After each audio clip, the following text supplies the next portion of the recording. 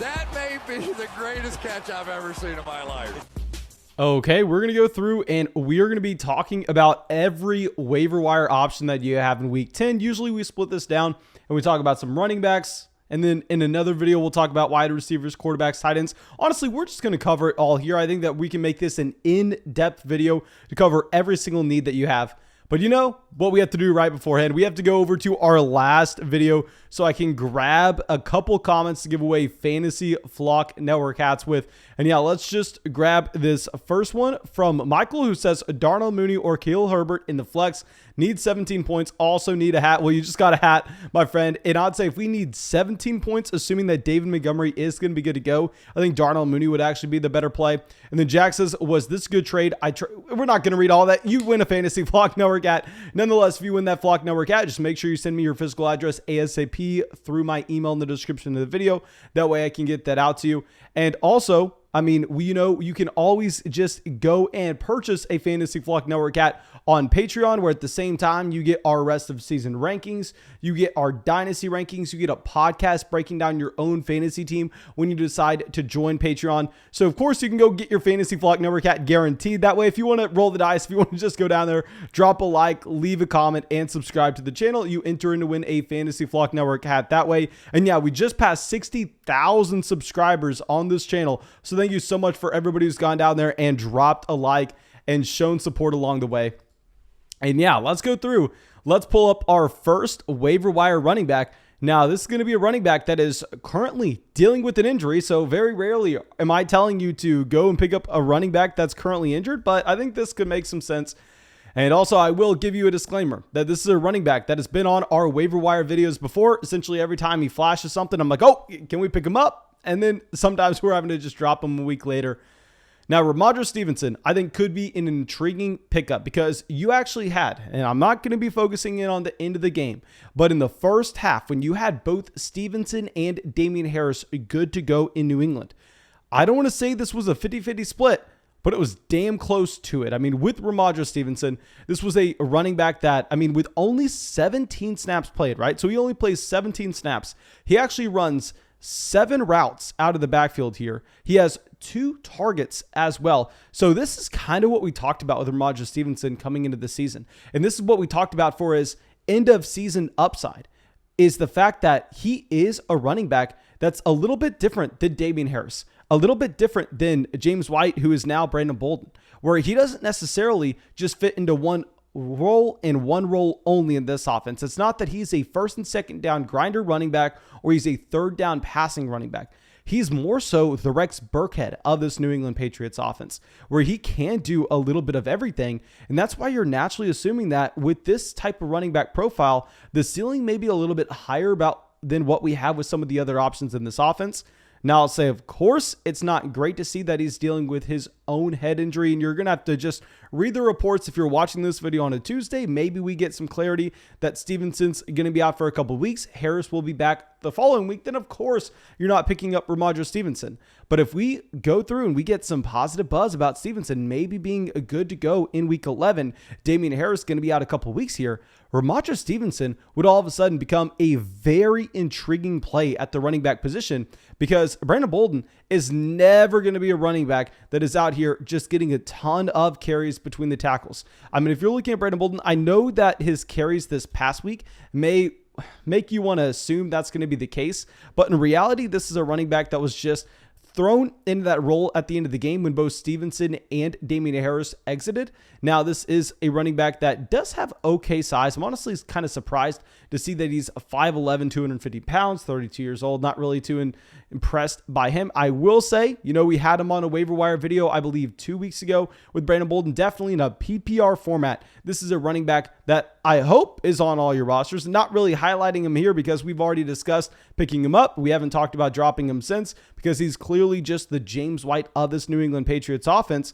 But as a quick side note here with Brandon Bolden, if we're going to be bringing him up, you also have to go make sure that he's rostered because, like we said, we don't have the clarity on this New England Patriots backfield. So, I mean, right now you could be living in a world where just say in a week, we all of a sudden have only Brandon Bolden as the only healthy running back in New England. You could also be living in a week where maybe you get Damian Harris back and then Ramondre Stevenson out. Maybe you get Damian Harris out, Ramondre Stevenson back. We really don't know. I will say if Brandon Bolden is the only active running back in week 10 against the Cleveland Browns, it'll be a tough matchup, but knowing the level of involvement that he'll have in the receiving game and knowing how this team kind of wants to build everything through the run, I think you would probably have to start him. So pick up Brandon Bolden as your first priority. And I'm assuming that you already have him on your roster. And if you do, then go through. I think you can actually look at Ramondre Stevenson as well, just in case Harris is the running back missing opportunity, and then Ramondre Stevenson all of a sudden comes in, gets the first and second down workload, and possibly something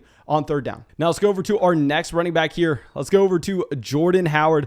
Now y'all know we were trying to get people to avoid this Philadelphia Eagles running back backfield whenever we were getting questions. A lot of people wanted to start Kenneth Gainwell back in week 8, but we just had no idea what to expect, so you couldn't start Gainwell then. And then in Boston Scott's case in week 9, while Boston Scott, yes, I was projecting him to be the starting running back and handle the majority of the touches in that Philadelphia Eagles backfield. I mean, it was hard to assume that all of a sudden Boston Scott was going to come out and handle 70% of the workload. Jordan Howard clearly is just a 50-50 running back in this offense. He gets 17 carries, 71 rushing yards. Now, yes, it was a very easy matchup. I know that overall, Los Angeles, a good football team, but their run defense is horrible. And if you're going to be looking at these splits that we have had between Jordan Howard, Boston Scott, and Kenneth Gainwell, this past week, you actually had 23 snaps for Jordan Howard compared to Boston Scott's 25. Howard actually running some routes out of the backfield, which is something I really did not expect. I figured that they would just be keeping him in line. And then 17 carries as well. He had 17 carries combined to the 12 total carries between Boston Scott and Kenneth Gainwell. So Jordan Howard, not a player with a ton of upside, but a player that we should at least keep in the back of our minds if we're going to be playing in a deeper format where you're not necessarily rostering him for this elite level ceiling you may have.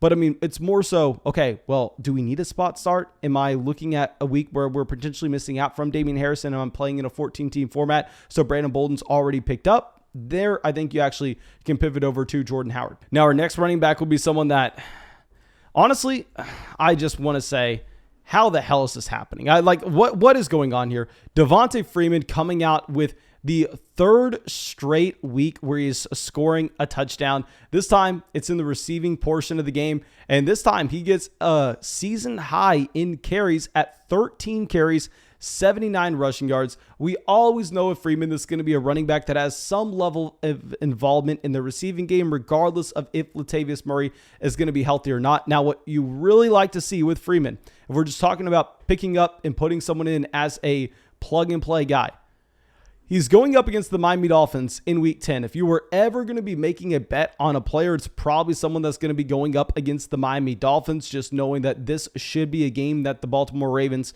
are going to be, I'm assuming, favorited by at least 10 points at the minimum.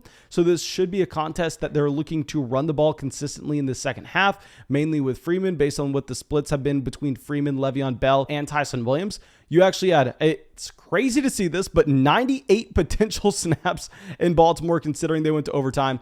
You had Devonta Freeman with 57 of those snaps. He runs 30 routes out of the backfield. He gets 13 carries as well. Clearly, he's going to be the running back 1A in Baltimore, which is not that great of an option, just given the fact Lamar Jackson isn't going to be checking the ball down often. But still, at the end of the day, we know that this is going to be a good offense that puts up points, and a lot of people are desperate for running back. So I think you can go through and pick up Devonta Freeman.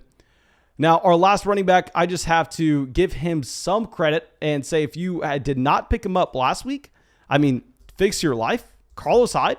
Now, with Carlos Hyde, he comes out 48 snaps compared to Dare Ugambale. It's 8, and I know we probably mispronounced that horribly. Give me a break. It's 1 a.m. where we're at.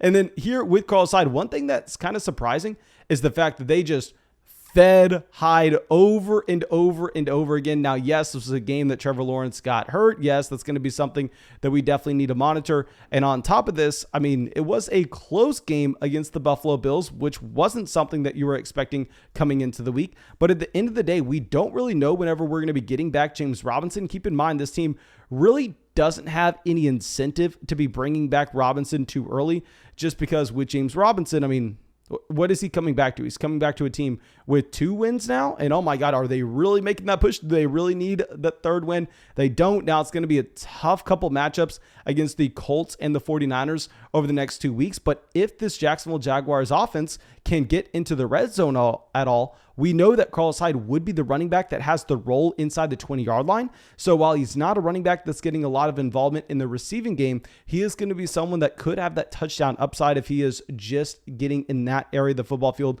with no James Robinson. So yeah, I think you want to go through and you most likely want to be picking up Carlos Hyde. I guess if for whatever reason you're playing like a 10-team league and he's not rostered, I just felt the need to pick him up and put him on this list because I know we had some people that were telling us on Patreon that they could pick him up on like Friday. And I was like, what? Haven't your waivers already cleared? Now let's go over to a different position. Let's go over to wide receiver where we have some pretty exciting options here. And this next wide receiver is going to be someone that I really did not want to play this past week. I thought that when a lot of people were asking if they should go through and jam him in, I thought that they were crazy. It's going to be Brandon Ayuk. Now with Brandon Ayuk, he went from being the wide receiver 106 going into the week, where now he's the wide receiver 81 on a points per game basis. But nonetheless, he drops 20 points in a tough matchup against the Arizona Cardinals here. And this is a game where you get George Kittle back, and Kittle does go over 100 receiving yards. So Kittle takes a lot of the volume away from this offense, and Brandon Ayuk is still able to have this level of production.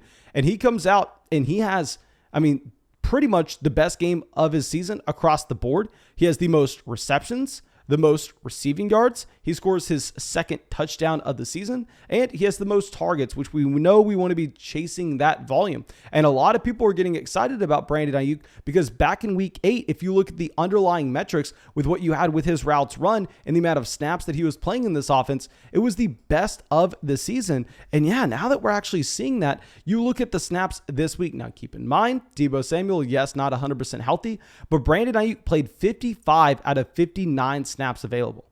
He's an every down player. He was very impressive his rookie season, where he came out and a lot of people wanted to make an argument that in the games that he was fully healthy, he was right at the very top of the NFL, right behind Justin Jefferson as one of the most impressive rookies in last year's draft class. So I think you honestly just have to make sure Brandon Ayuk is rostered. He's rostered in about 50% of leagues right now. So regardless of the format that you're playing in, you definitely have to be picking him up.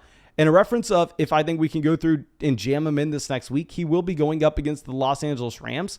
Possibly that's going to be a matchup that we're just going to be trying to avoid. But maybe the following one against the Jaguars, if we see Brandon Ayuk still have that 90% snap rate and he is still getting to 7-8 targets a game, then possibly you can consider playing him in week 11 against the Jags. Now, a big thing that we also have to be doing at this time of the season is we have to just kind of understand that depth isn't going to be as important. We've already gone through a lot of the bye weeks. Yes, there are more bye weeks to come, but still, you are not going to be put in a position at wide receiver where you're going, oh my gosh, am I having to play Cole Beasley this week? No, you're not really having to make that decision.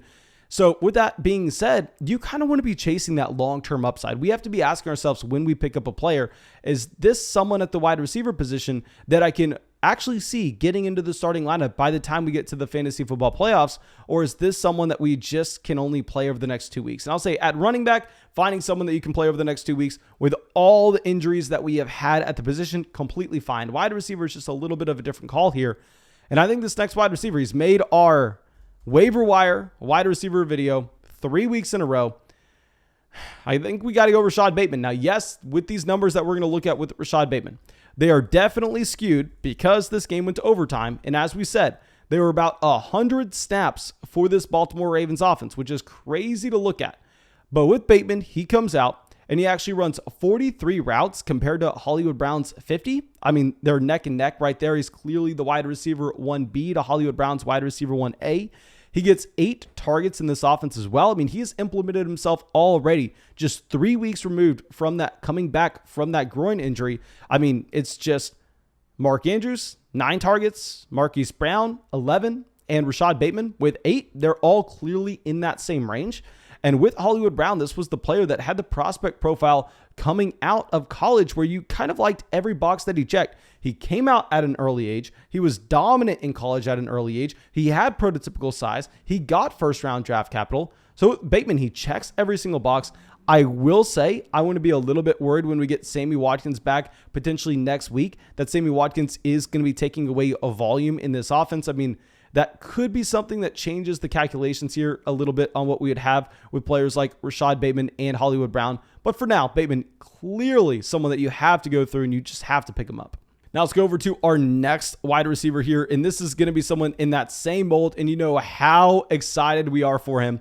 Let's go over to Elijah Moore. Now with Elijah Moore, blew up on Thursday night for everybody to see. And this is someone that you knew we loved coming out of Ole Miss. Just some background from a dynasty fantasy football perspective on Elijah Moore. This was a 4-star prospect going into Ole Miss. He gets to Ole Miss and he's playing on a roster that has DK Metcalf, AJ Brown, Dawson Knox. So of course he's not going to be productive his true freshman season at 18 years old. If he outproduced AJ Brown when he was 18 years old, then I think Elijah Moore would be Randy Moss. Now, that's not going to be the case. But with Elijah Moore, starting his sophomore year, once you had AJ Brown, DK Metcalf, Dawson Knox go to the NFL, he broke out and had over 800 receiving yards in the SEC, which isn't that impressive. But if you take into context the offense that he was playing in, and the next best wide receiver in that offense only had 192 receiving yards, and Elijah Moore more than 4x that, you clearly have to see him as a dominant alpha player.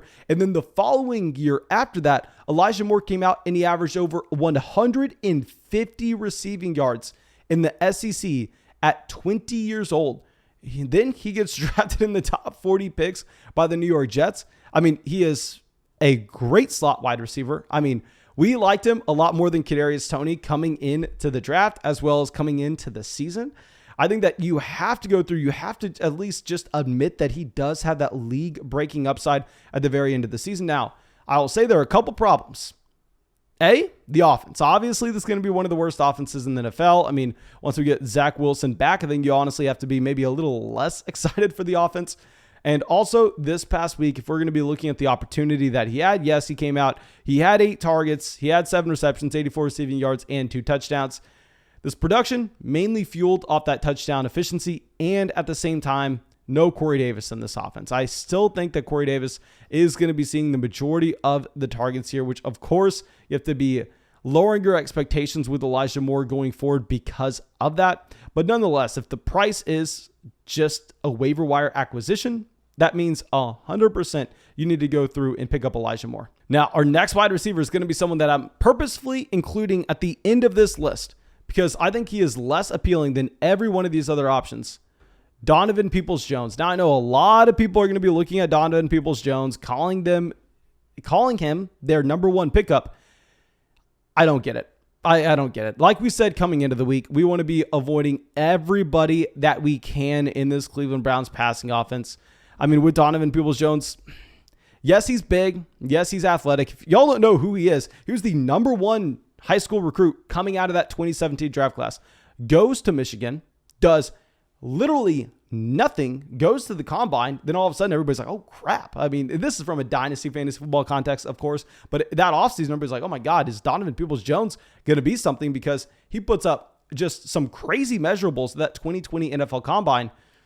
He gets drafted in the 6th round by the Cleveland Browns in 2020. Yes, he's going to show flashes. Yes, he does have that big play ability. Like going back in week 6, the last time we actually saw him, he had 2 touchdowns in that game, but it was off of 6 targets. This is a wide receiver. Like going back to 2020, his most targeted week was 5 targets. We're looking at 2021. Of course, you'd expect him to be able to improve his second season. I mean, he's gotten 6 targets once, and that was against the Chargers back in week 5. I understand the thought process that he's going to be taking over for Odell Beckham Jr. Were you wanting to start Odell Beckham Jr. in fantasy? Like, is that what we're really that excited about? Chasing Elijah Moore, chasing Rashad Bateman, chasing Brandon Ayuk. They're going to be significantly better options than Donovan Peoples-Jones. I honestly wouldn't be picking him up in that many leagues. And if you pick him up and you ask me if you should play him against the New England Patriots in week 10, I'm most likely going to be telling you no. Now, our last player, very easy call. You're going to go and you're going to be picking up Logan Thomas. Now, if your league does not have designated IR slots where you actually have to roster those players that are on the IR on your bench, that's not a great format to be playing in. But nonetheless, I think it's very possible that your league mates went out there and dropped Logan Thomas. He's available in about 55% of leagues currently. And if we're going to be looking at Logan Thomas, we don't really have many weeks to look at this season. However, if we're going back to 2020, keep in mind, this was someone that really was almost entirely new to the tight end position, yet he came out and he had 104 targets through 16 weeks. He was number 1 in the NFL with routes run at the tight end position. We get Ricky Seals-Jones over the past month or so as a player that has heavy involvement in this Washington football offense. With the involvement of Ricky Seals-Jones, with Logan Thomas coming back in and presumably taking over that same role with more talent, maybe getting Ryan Fitzmagic back in, I think Logan Thomas could potentially be a top 10 tight end rest of season. Now, thank you. I really hope you enjoyed this podcast. Make sure you go down there, drop that like, leave a comment, and subscribe to the channel. We just passed 60,000 subscribers. Also, when you drop that like, leave a comment, of course, you get entered in to win a Fantasy Flock Network hat. Go join the Flock on Patreon, where when you join, you actually get our rest of season rankings, our dynasty rankings, get in a dynasty league with us, get an in-depth podcast breaking down your own fantasy football team, get into our group chat. There's so much you can find over there on Patreon, as well as, I don't know if I said this, you get a Fantasy Flock Network at. And yeah, I think that's all I have. Thank you so much, of course, for coming out to the video, and I hope I see you in the live stream tonight.